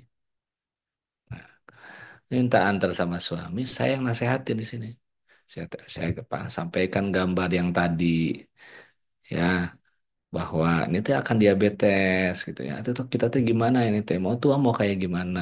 Ayolah Pak, saya bilang kita sama-sama laki-laki. Ya. Saya yang nasehatin baru kemudian datang. Nantinya nggak usah diantar lagi datang sendiri ke saya bapak-bapaknya. Jadi memang harus menggunakan mungkin tangan orang lain ya, kecuali kalau memang pokoknya sebaik-baiknya ya suami mah egonya tinggi gitu aja. Gak Ya, gampang. berarti harus lemah lembut ya dok ya, harus pakai strategi, pakai Iya. pihak ketiga nih, Nah, datang ke oh dokter. gimana lah? Bisa dengan saya, kan datang tidak harus ke saya buat seminar bapak-bapaknya boleh gitu ya, atau datang ke saya silahkan, atau ibu dengan cara sendiri boleh gitu ya. Gimana saja caranya supaya, tapi harus diingat bahwa suami itu egonya tinggi. Dan itu terasa sama saya gitu ya. Gini ya, pertama suami itu cenderung merendahkan istri. Maksudnya merendahkan itu bukan menghina, bukan, tapi saya tuh lebih tahu dari kamu gitu. Saya tuh belajar lebih kamu. Apalagi suaminya dosen, ada yang dokter, udah sekolah. Istrinya nggak dokter. Wah, mana dengar suaminya, mana dengar istrinya gitu ya. Karena saya itu dulu begitu juga. Istri saya sama-sama dokter, tapi saya lebih tahu nggak bisa. Harus ditampar dengan berbagai kenyataan dulu, baru kemudian oh ini istri saya ternyata pinter, ya lebih pinter dari saya lebih tahu, lebih logik dan sebagainya. Ya, harus berstrategi ya teh ya berarti. Nah, itu gitu ya. Oke. Baik, selanjutnya mungkin tadi menambahin dok, untuk yang tadi daging merah itu benar tidak bakal memicu miom takutnya. Jadi minta selain daging merah kira-kira apa? Atau jangan-jangan nggak bener nih Gini memicu ya, miom? miom itu terjadi karena inflamasi yang terus-terusan, bukan karena daging merah, tapi karena gula dan tepung. Hentikan dulu gula dan tepungnya, itu lebih berbahaya daripada daging merah.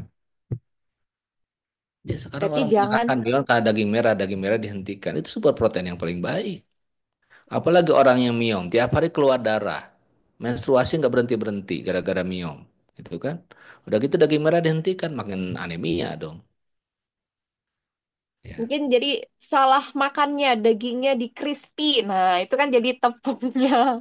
Pakai tepung salah mengolahnya. ya Nah, nggak ini boleh pakai tepung. Ya. ya, selanjutnya dok. Ini eh dari Teh Yuni. Jadi usia 41 tahun, overweight, dan sedang menyusui bayi usia 3,5 bulan. Apakah anjuran pola makan yang tadi saat sahur dan berbuka tetap sama atau berbeda? Jadi case-nya kan overweight tapi busui nih, kebutuhan khusus. Gini ya. 3,5 bulan itu bayi ibu itu sumber nutrisinya hanya dari ibu.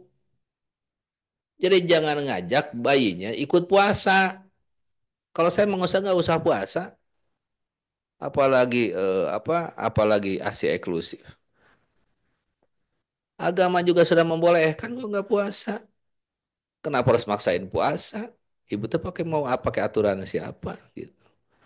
Ini ASI eksklusif loh 6 bulan, kecuali kalau bayinya sudah ada yang lain ya. Kalau ASI eksklusif 6 bulan udahlah nggak usah puasa, makan yang betul. Karena apa? Puasa itu yang jadi masalah adalah yang nggak bisa tergantikan itu air. Emang ASI terbuat dari apa? Air semua. Meskipun kita bisa ngejar 2 liter dalam sehari, kebutuhan itu tidak segitu. Oh ya, misalkan seorang ibu beratnya 60 kilo, overweight ya mungkin sekitar 60, 65 lah ya. Kebutuhan airnya berarti 60 kali 30 cc, 1.800. Berarti kebutuhan air ibu itu 1.800. Belum untuk susu, susunya 700. Jadi 1.800 tambah 700. Berarti berarti berapa tuh? 2.500. Berapa? 2.500. Oh, 2.500 cc. Bisa nggak diminum saat puasa? Nggak bisa. Susah. Kalaupun bisa tetap akan kurang karena 12 jam lebih nggak dapat air. Tubuh kita tuh nggak nyimpen air loh. Kita nggak bisa nyimpan air tubuh kita itu. Sebanyak-banyak yang minum ketika sahur tetap aja 12 jam berikutnya kita akan kekurangan air. Air itu mah sumber utama dari ASI. Jadi jangan ngajak bayi puasa Ramadan. Padahal minumnya dari kita. Minum, Bu. Udah aja nggak usah puasa kalau menurut saya ya. Udah nggak usah puasa. Bukan masalah makan, masalah minum. Nggak akan bisa. Nggak akan bisa terpenuhi. Gitu ya. Kalau masalah nutrisi, ibu overweight, ibu makan ikut diet tepung gula tanpa tepung dan gula pun, insya Allah ASI tetap berkualitas kok. Hanya masalahnya bukan masalah makanan, minuman. Minum nggak bisa terpenuhi gara-gara puasa. Gitu ya, Bu. berarti tetap tadi kan dibilang kalau camilan-camilan itu untuk yang berkebutuhan khusus seperti hamil, busui. Jadi karena overweight, tetap hindari camilan itu tadi ya dok ya. Ya, tapi Dicukupkan dengan yang ya, lain. tapi saya kalau untuk yang ASI eksklusif tidak menganjurkan puasa. Tapi kalau yang tidak eksklusif atau misalkan udah lebih 6 bulan kan ada ya makanan tambahan ya. Jadi coba bayangin ya, bayi itu 6 bulan tuh kebutuhan nutrisi dan airnya dari ibu, ibunya puasa gimana? Kalau di atas 6 bulan, kan dia dapat makanan tambahan yang lain bisa terpenuhi. Gitu. Jadi konteks saya tadi menyebutkan ibu menyusui itu adalah menyusui di atas 6 bulan. Saya nggak bahas yang di bawah 6 bulan, yang ASI eksklusif, gitu ya. Ya, seperti itu ya, jelas ya. Kemudian selanjutnya, bagi penderita GERD yang harus teratur ngisi lambungnya, saran makanan yang aman gimana dok? Gimana gimana? Penderita GERD yang harus teratur ngisi lambungnya. Jadi ini bisa jadi alasan, karena kan harus teratur, jadi sering makan gitu dok. Nah, gini aja. Ini kan sekarang puasa nggak yang GERD? Puasa nggak? Puasa. Puasa, Dok. Puasa. Kambuh nggak GERD-nya? Alhamdulillah tidak. Tidak. Kenapa puasa 12 jam nggak kambuh GERD-nya ketika nggak puasa Ramadan malah jadi kambuh? Ayo. Kenapa? Iya ya, Kam pada ngisi, Dok ya. Iya, karena makannya nggak teratur. Hmm. Jadi tubuhnya bingung kapan mengeluarkan asam lambung. baru juga makan pagi. Ada yang ngajak buat jam 9, makan lagi, keluar lagi asam lambung, gitu ya. Kadang nggak sempat sibuk banget jam 12 nggak makan siang, gitu ya. Makan-makan siang jam 3, bingung tubuhnya kapan makan asam lambungnya. Jadi kunci dari supaya nggak gitu itu nomor satu perbaiki pola makan, hanya makan di waktunya. Jadi Ya. kuncinya keteraturan ya dok ya. Iya, ada waktu makan, ada waktu berhenti. Kan tadi saya sudah ajarkan, jam 7 makan pagi. Terus puasa, ketemu makanan lagi kapan? Jam 9.30 atau jam 10 buah. Udah gitu puasa lagi. Nanti ketemu makan kapan? 12.30 atau jam 12 makan siang. Terus puasa lagi. Nah, nanti ketemu lagi makan 15.30 atau jam 4 buah. Gitu caranya, ada makan, ada waktu ngisi perut dan ada waktu puasa. Kalau Nah, ini mah berarti harus lebih saja makan nggak disiplin ya jelas. dok. Trump, ajak buat Trump jam 10. Aduh maaf ya Bu. Itu jam 8. Maaf itu bukan waktu saya Bu. Itu ya, tolak aja. Atau kalau nggak kita sesuaikan. Gimana kalau saya geser sedikit ya jam 9 karena itu adalah jam 10 karena itu waktu makan saya buah. Ketika buat Trump orang lain bawa kue-kue, ibu bawa buah. Jadi orang lain makan kue, ibu hanya makan buah yang ibu bawa sendiri.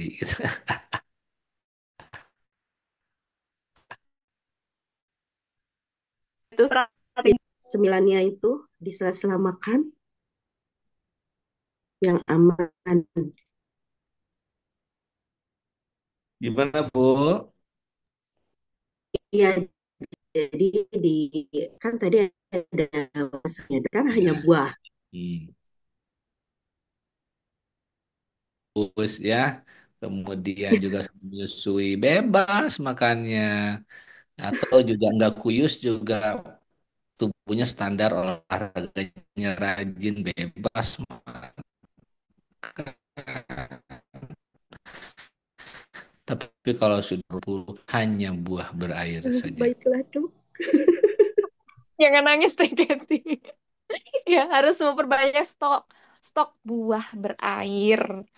Jadi rujak ya. Hmm. Rujak Selanjutnya itu rujak itu gula ya. Karena kalau oh, bumbunya dihilangin jadi buah potong. jadi buah potong. Makanya bukan rujak, bukan rujaknya. Baik, selanjutnya terkait dengan minum dari Teh Lia. Saya tuh kesulitan soal asupan minum. Yang saya alami, saya tidak haus-haus, mudah pipis, tidak berkeringat.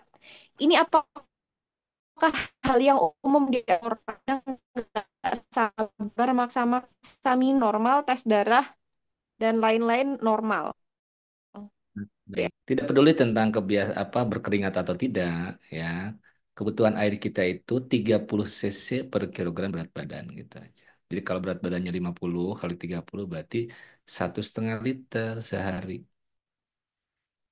Mau puasa, mau enggak, mau itu apa namanya haus atau tidak. Jadi buat alarm. Ada programnya tuh. Kalau yang pakai Samsung ada tuh. Jadi Samsung Health itu ada alarm untuk minum, ya. Jadi dimasukin saja di Samsung tuh ya berapa gitu atau ada aplikasi juga ada supaya tiap waktu minum alarmnya bunyi atau dia itu apa namanya getar gitu ya minum gitu ya. Dari haus nggak haus, minum ya dok ya, sesuai waktunya. Betul, betul. Baik, lanjut. Bagaimana dengan telur?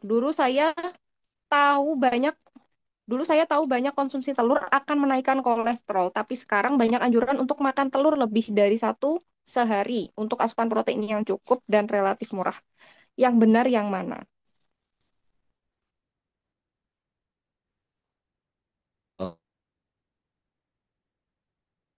Oh, gini. Telur itu memang mengkonsumsi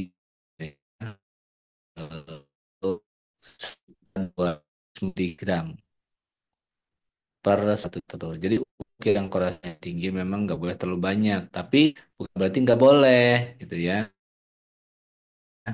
Setidaknya sehari sekali lah telur itu dengan kuningnya nggak apa-apa gitu ya. Nah, tapi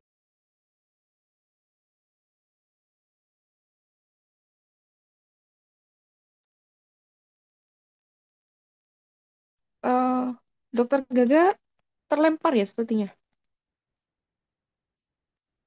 Iya teh kayaknya. Iya ya. Tadi emang yang putus-putus tuh siapa ya internetnya? Dokter Dokter Gaga Gaganya. ya berarti ya. Ayo, Itu dia. dokter. Katanya. Dia sibuk marahin kita. Bukan Astagfirullah. ya. Aduh, berdosa semua. IndiHome-nya lagi jelek ya waktu itu ya. Iya, Terus di aku juga dari tadi putus-putus. Tadi sah. iya ya. Udah ada yang japri belum? Japri, Japri, Teran. Ayo japri. Ayo biar pada inget dosa. Hey, tahu Ini kan? yang Aku nggak punya nomor pribadinya, adiknya. Nggak dikasih Itu sama si adik. Teh Ami. Ami, Ah, Iya, udah, sedang itu udah hubungan. join dokter gaganya.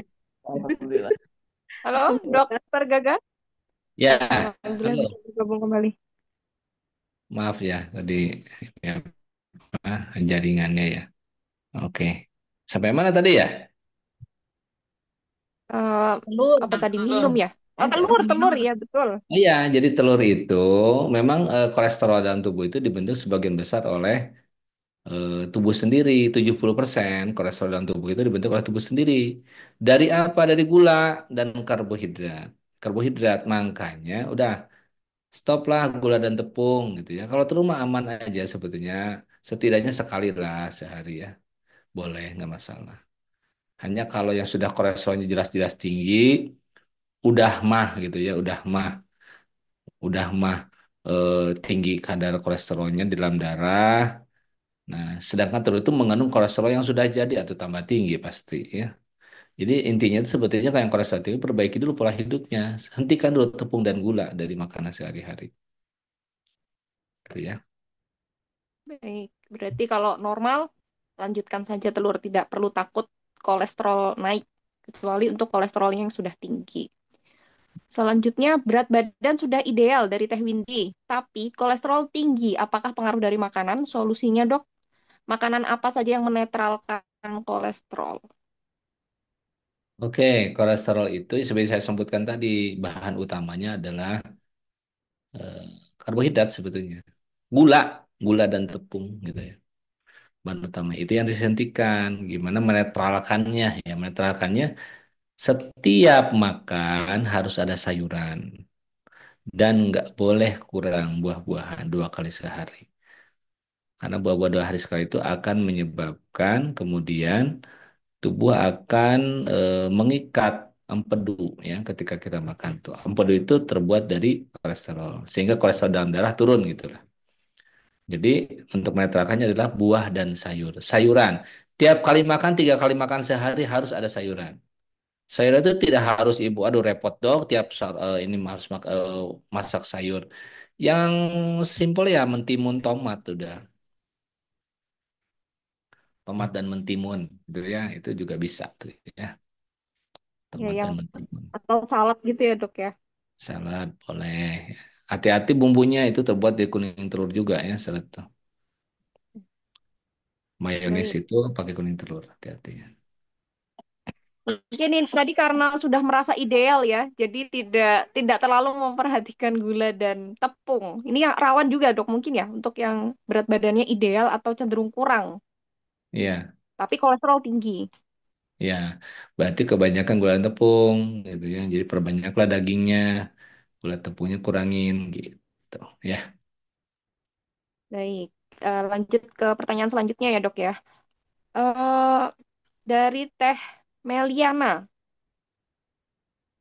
untuk yang sudah biasa IF, apakah aman bila sahur hanya minum air putih?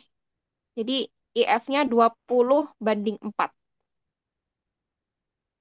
Iya, berarti kan jendela makannya hanya 4 jam gitu kan. Berarti makan hanya sekali. IF itu cepat nurunin berat badan. Tapi ingat ketika turun berat badan dan kemudian proteinnya kurang, karbohidratnya tidak terlalu banyak juga, maka yang akan hilang dari tubuh bukan hanya lemak, tapi juga otot. Itu yang harus hati-hati. Ini cukup luar biasa 20/4 itu kalau saya. Gimana caranya? Contoh misalkan ya. kebutuhan total protein bagi seorang dengan berat badan misalkan 50 kilo itu adalah 40 gram. 40 gram itu setara dengan berarti kalau kurang lebih sekitar 1, 2, 3, 4, 6 telur. Kalau telur. Atau setara dengan 40 gram itu dengan daging sekitar 3 atau 4 ons gitu. 3 ons lah gitu ya. Kalau daging aja, tapi kan campuran dari kacang dan sebagainya. Nah, itu harus dimakan dalam 4 jam gitu. Dengan karbohidrat juga nggak boleh kurang. Saya mau ngasih pemahaman gitu ya, coba ya. Jadi sebenarnya makan itu, tujuan diet itu adalah memenuhi kebutuhan tubuh. Jadi tadi karbohidrat, lemak, protein, vitamin, mineral yang adanya di makanan, gitu kan? Berarti kita harus makan agar kebutuhan zat gizinya terpenuhi. Nah, isunya adalah pertama jumlah, nggak boleh kurang, nggak boleh lebih, nggak boleh. Yang kedua komposisi, nggak boleh kebanyakan, nggak boleh kekurangan, gitu. Supaya tidak naik berat badan gitu ya, atau ingin cepat turun, udah aja banyakin proteinnya, karbohidrat rendah. Itu yang terjadi pada diet ketofastosis atau juga pada IF. IF itu nggak ngatur apa yang dimakan. IF itu mengatur waktu makan saja. Sehingga akhirnya ya memang susah membentuk apa diet yang apa seimbang dengan ini. Terus komposisinya gimana? Ini ya Bu, lihat deh gigi masing-masing, gitu ya. Geraham kita itu setiap sisi itu 3 dengan gigi bungsu, geraham bungsu tuh. Taring kita tuh 1, terus gigi seri untuk ini makanan. Jadi artinya apa? Geraham itu untuk mengkonsumsi karbohidrat, gitu. Taring itu untuk mengkonsumsi daging, protein. Jadi artinya karbohidrat kita itu 3 kali lipat dari protein. 2, 3 kali lipat dari protein. Sama halnya dengan taring kita 1, geraham kita 2 sampai 3. Aslinya 3 geraham kita itu. Karena evolusi rahang kita mengecil jadi ada gigi bungsu. Ya, kalau protein kebanyakan itu kayak kucing. Lihat kucing giginya taring semua, nggak ada gerahamnya kucing. Ya, kalau lihat ibu kan pasti banyak yang punya kucing. Coba lihat terus kucing di rumah. Kalau kucingnya ada gerahamnya, ini sedikit ini benar kucing atau sapi. Itu lihat sapi nggak ada taringnya bu. Sapi insya Allah bu. Lihat sapi nggak ada taringnya. Sapi itu geraham semua. Ada gigi serinya di depan. Ya, gini ya. Nggak mungkin Allah itu salah desain gitu. Allah itu salah desain. Nggak cocok makan karbohidrat lebih banyak. Sehingga kemudian anatomi kita tuh salah gitu. Kita tuh didesain harusnya mah protein lebih banyak, tapi salah desain sehingga karbohidrat lebih banyak. Sehingga kemudian geraham kita tuh 3, jadi salah desain Allah tuh. Nggak mungkin. Dari mulai anatomi, fisiologi, seluler kita, itu semua disesuaikan. Karbohidrat kita harus lebih banyak. Hanya masalahnya karbo apa yang kita pilih, itu yang raw harusnya. Yang kompleks. Jadi bukan dalam bentuk tepung, tapi dalam bentuk nasi, kentang, jagung, singkong gitu. Ya, gitu. Terus kita ngarang gitu, membuat karbohidrat lebih rendah. Saya nggak akan terangkan semua rumit, ya. Betapa karbohidrat itu diperlukan untuk berbagai hal dalam tubuh kita, bukan hanya sebagai sumber energi dan jadi lemak atau kolesterol. Benar, kolesterol itu terbuat dari karbohidrat. Ya. Tapi ingat, protein kita asam amino terbuat dari karbohidrat. Kita itu perlu 22 asam amino, 12 asam amino terbuat dari karbohidrat, dari glukos. DNA kita deoksiribosonukleotide acid itu terbuat dari glukosa. Coba. Makanya orang yang karbohidratnya kerendahan ya, dalam jangka panjang mortalitasnya lebih tinggi. Risetnya ada. Penelitian 25 tahun pada 15.000 orang tuh di Amerika. Orang yang karbohidratnya kerendahan, matinya lebih cepat. Penelitian 25 tahun. Tapi yang kebanyakan juga matinya cepat karena diabetes dan sebagainya. Jadi memang jelas dalam Quran tuh makan, minum, gak boleh melampaui batas. Allah tuh sudah tentukan batasnya. Nggak boleh kelebihan, nggak boleh kekurangan. Gitu. Yang menentukan batas siapa ahli di Quran nggak nyebutin. Kita lihat aja tanda-tandanya. Saya kan nggak usah pakai kalori-kalori, lihat aja gigi kita. Nah, terus saya tuh udah ngasih petunjuk tadi itu. Ya. Terus gimana cara mencapai karbohidrat 60%? Jadi karbohidrat sekitar 50-60%, Bu. Karbohidrat 50-60%. Protein itu 10-18%. Nggak usah sampai 25% protein. Nggak perlu. Ya. Caranya gimana? Makan 3 kali nasi dan lauk pauknya. Ya. Segimana sih proteinnya? Ya sepotong lah, 1 telur, tambah tahu atau tempe. Itu protein semua tuh, tahu tempe, sepotong-sepotong. Nasinya ya secukupnya lah, jangan nambah. Kalau nasinya nggak usah sampai 2 piring gitu ya. Gitu ya. Insya Allah cukup lah, tercukupi. Ya. Dan dalam dalilnya jelas itu. Kan saya ceritakan tadi itu terkait IF sebetulnya.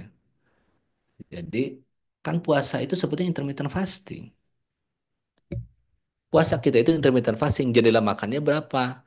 Dari maghrib sampai sahur. Tapi nggak begitu sebetulnya, karena kan terpotong tidur kan ya.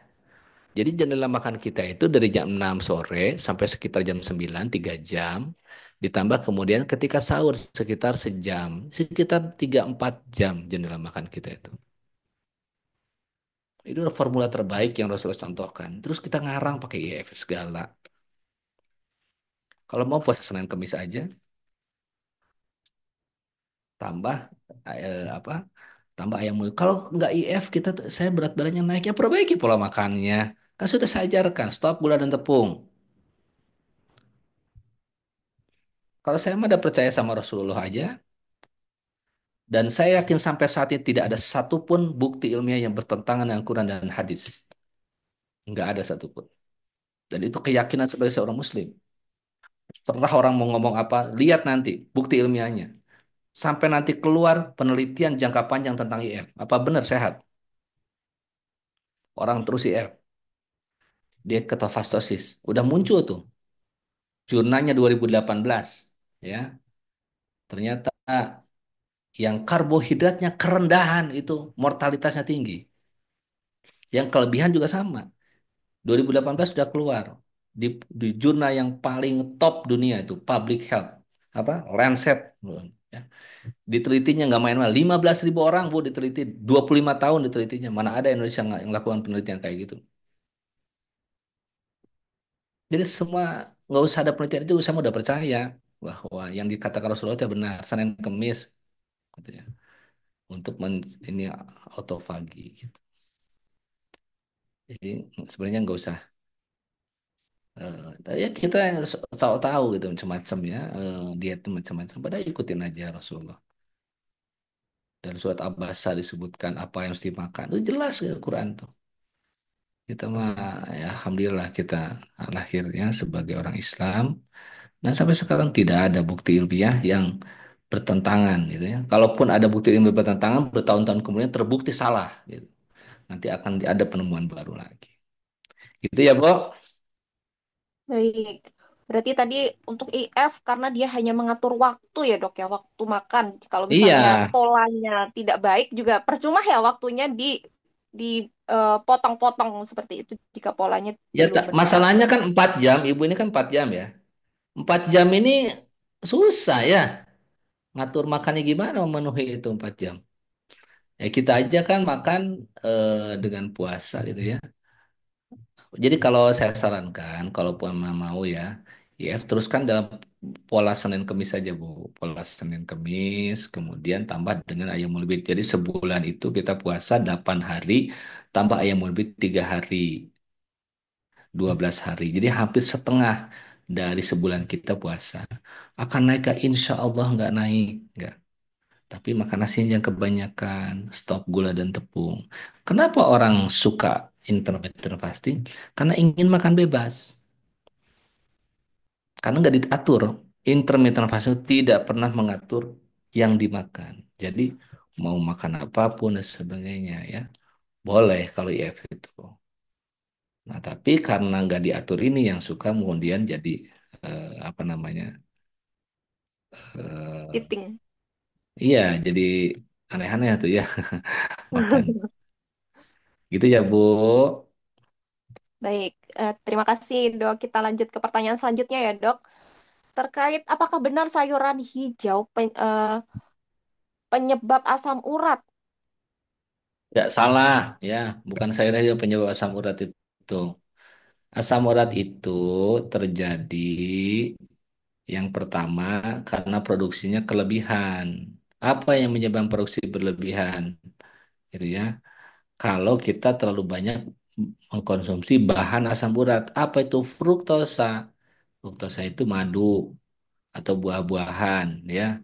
Jadi madu buah-buahan itu nggak boleh kebanyakan. Buah-buahan itu nggak boleh kebanyakan karena buah kemudian makan banyak asam urat bisa naik loh gara-gara makan buah ya karena buah yang manis gitu ya. Jadi ingat aja ya Bu, gorila itu 250 kilo berat badannya makanya buah-buahan ya. Jelas dalam Quran itu makan minum jangan berlebihan, buah-buah pun nggak boleh kelebihan gitu ya. Tuh. Yang kedua alkohol, kita mah nggak minum alkohol ya, itu juga bahan asam urat. Yang ketiga karena pembuangannya bermasalah, yaitu ginjalnya artinya bermasalah. Lah kenapa ginjalnya bermasalah? Ginjal bisa bermasalah karena hipertensi dan diabetes. Ya, ginjal bisa bermasalah gara-gara obesitas. Jadi orang obesitas dengan asam urat, perbaiki obesitasnya, perbaiki metabolismenya, asam urat akan membaik. Sedangkan asam urat yang dari luar dari makanan ada apa sepenuhnya benar salah bahwa saya mengandung asam urat.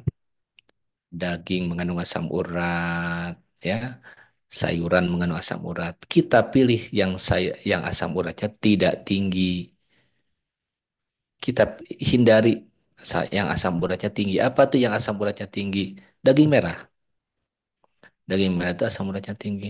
Dan dok saya mah asam uratnya tinggi, tapi anemia juga gitu kan. Yang tadi kan misalkan tadi asam uratnya tinggi juga. Ya itu berarti perbaiki semuanya, semuanya. Ini kan tidak sesederhana itu. Gitu ya. Nah, untuk sayuran yang tinggi asam uratnya yaitu eh, yang tumbuh, Bu, yang tumbuh, yang sedang dalam masa pertumbuhan, itu asam uratnya tinggi. Artinya apa? Toge, itu asam uratnya pasti tinggi. Dia bukan sayuran hijau. Kalau sayuran hijau gimana? Yang asam uratnya tinggi, yang sedang tumbuh, artinya pucuknya, Bu.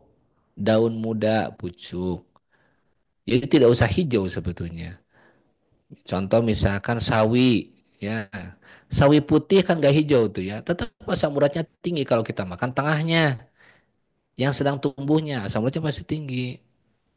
Tapi kalau yang luarnya kan sawi putih itu berlapis-lapis gini ya luarnya. Atau misalkan sosin gitu ya. Atau sawi hijau atau sosin. Ya boleh dimakan yang daun luarnya. Tapi jangan yang tengahnya gitu ya.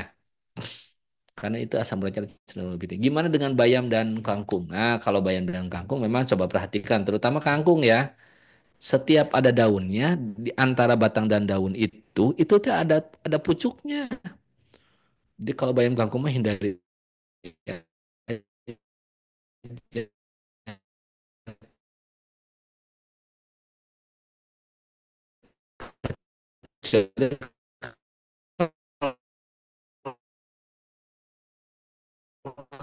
kangkung dan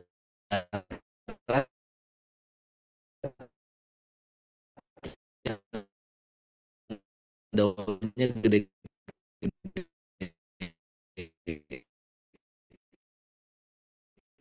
Ini ada gizinya karena paling dalam dalam pengaturan dalam pengolahannya ditambahkan dengan tepung beras. Jadi ada tepung berasnya. Kesimpulannya boleh dikonsumsi nggak? Ya tergantung. Kalau hanya ingin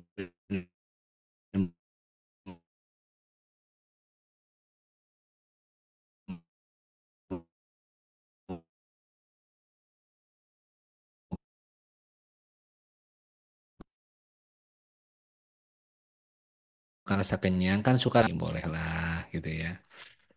Atau datang ke ada mie kocok gitu ya, Mang Dading tuh ya, mie kocok Mang Dading ya.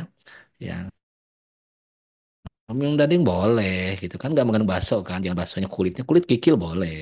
Kulit kikil boleh, mie shirataki gitu ya. Pakai toge gitu ya. Enaklah mengobati kerinduan akan sensasi pedas-pedas asem gitu ya. Jadi, untuk terbatas ya dok, konsumsi terbatas. Hanya kalau rindu saja, Ya, teteh-teteh. Eh, kita lanjut ya dok. Karena keterbatasan waktu, mungkin nanti tidak semuanya pertanyaan bisa tersampaikan. Nanti bisa disampaikan mungkin ya dok ya. Dan ya, memperoleh jawabannya via chat mungkin ya kalau nanti waktunya tidak cukup. ya, Terkait dengan makanan yang bagus menaikkan HDL dan menurunkan LDL. Makanan fermentasi benarkah dok? ya sebenarnya tidak sepenuhnya benar itu seperti itu ya. Bukan makan fermentasi sebetulnya. HDL itu akan naik kalau kita olahraga dan makan buah teratur. Yang dan menjauhi orang yang merokok. Jadi kalau suaminya merokok, usir aja dari rumah artinya ketika merokok tuh ya. Ya, merokok itu jangan di dalam rumah karena eh, apa racun dari asap rokok itu dia nempel bisa bertahun-tahun di dinding ya. Dan jadi mendahului rokok, kemudian olahraga dan apa eh, makan buah gitu untuk meningkatkan HDL. Kalau menurunkan LDL sama seperti kolesterol. Ya. Tadi berarti hindari gula dan tepung itu yang utamanya ya. Tambah makanan yang tinggi kolesterol, ya jeroan, kikil, ya kepala kepala ikan, kepala udang, kepala ayam gitu ya. Itu juga tinggi kolesterolnya. Mungkin sebelum itu dok, lupa ini. Ini sudah kita sampai tipsnya, ternyata ada yang nggak tahu nanti HDL dan LDL itu apa gitu dulu dok. Gini ya, jadi eh tubuh kita itu gini. Kalau kita makan karbohidrat, maka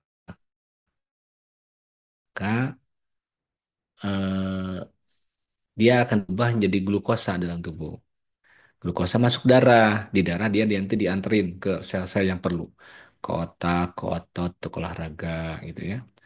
Nah, kalau lemak di dalam tubuh kita itu perlu kendaraan, karena kan lemak pada dasarnya nggak larut air.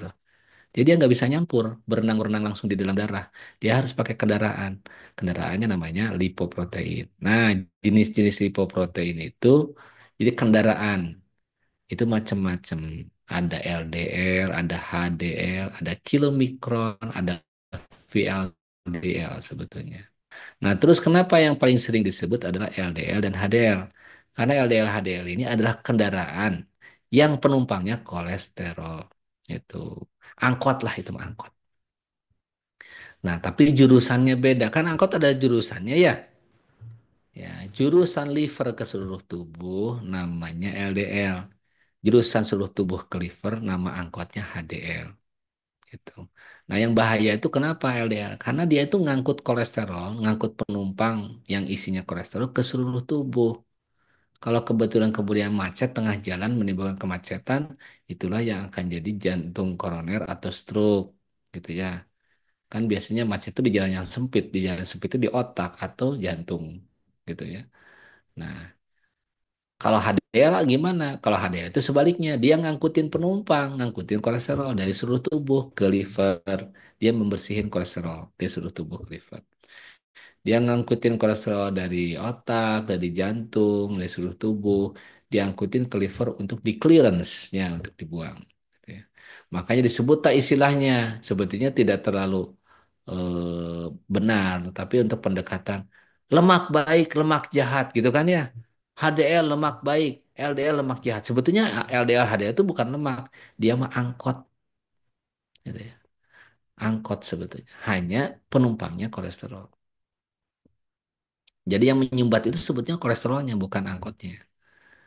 Kalau dia teroksidasi ya karena berbagai hal, dia akan menyebabkan kemacetan. Itulah yang menyebabkan kemudian apa namanya masalah, yaitu penyumbatan atau penyempitan pembuluh darah.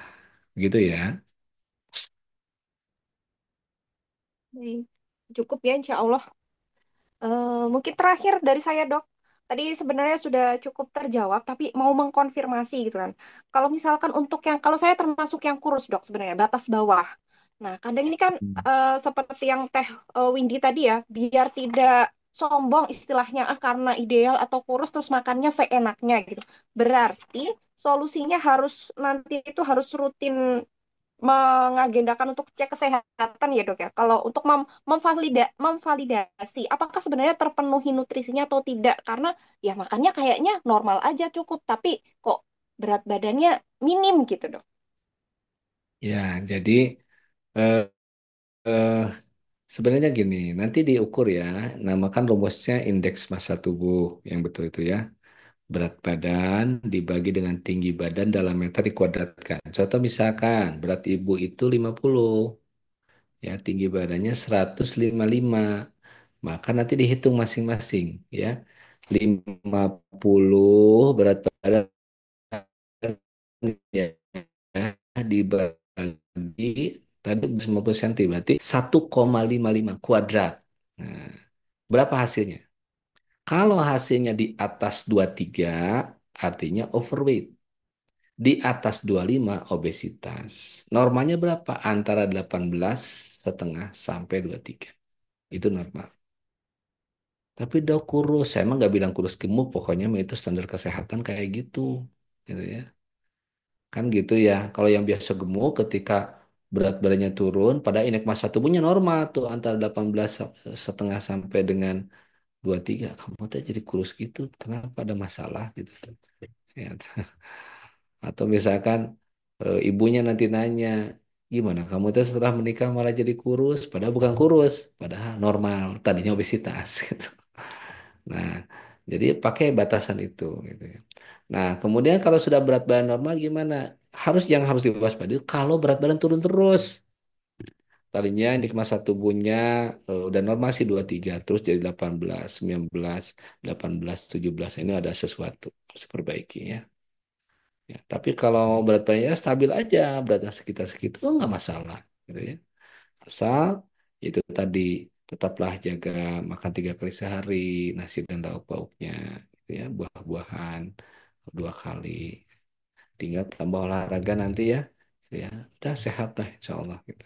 Nggak usah khawatir. Nah, namun ini karena disebutkan tadi menjelang 50 semua, saya sarankan tidak peduli dengan berat badan. Ya, periksa lab. Karena bisa jadi orang yang kurus pun kolesterolnya tinggi gitu. Atau gula darahnya tinggi. Yang paling saya takutkan dan harus waspada itu ibu-ibu kalau gula darah tinggi. Kalau kolesterol tinggi, tinggi sedang tinggi saya nggak terlalu khawatir terus terang.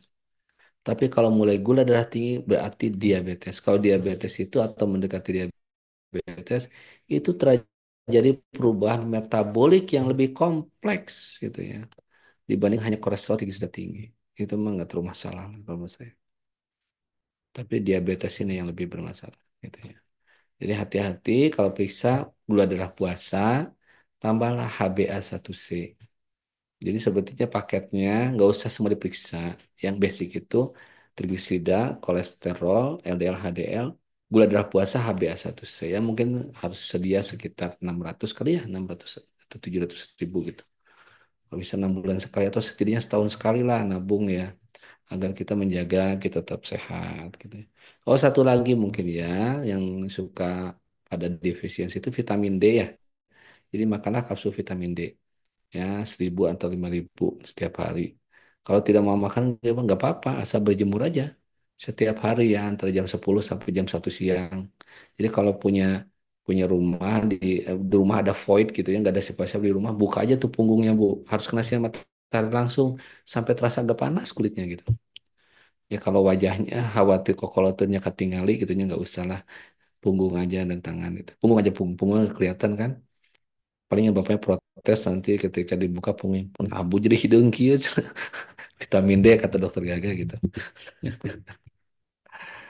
Gitu ya, Bu. Ya, baik. Cukup ya, insya Allah teteh-teteh semua. Alhamdulillah optimal sekali waktu kita. semua pertanyaan sudah, insya Allah sudah tersampaikan. Nanti kalau misalnya ada yang mau kontak lebih lanjut, bisa menghubungi beliau, bisa menghubungi Dokter Gagah. Nah, Lihat sebelum saja kita ini ya, mengakhiri, ikutin IG saya @dr_gaga_irawan ya, supaya ada update nah jangan lupa follow. ya. Siapa tahu nanti dokter ada door prize gitu kan dok ya, nambah follower. Oke. Selanjutnya ini ada, kita mau foto bersama dulu, mumpung masih bersama Dokter Gaga. Mau tolong teteh-teteh untuk dibuka dulu kameranya untuk yang memungkinkan, biar terrekam semua nih, terdokumentasikan. Oh, Masya Allah, Teh Fitria sambil di jalan, tuh ada Teh Vina. Mangga yang lain menyusul, saya hitung nih. Silahkan yang mau menyalakan, bisa minta tolong untuk mendokumentasikan nanti ya untuk Teh Fariska mungkin ya sebagai admin. Baik, masih ada lagi yang mau membuka kamera.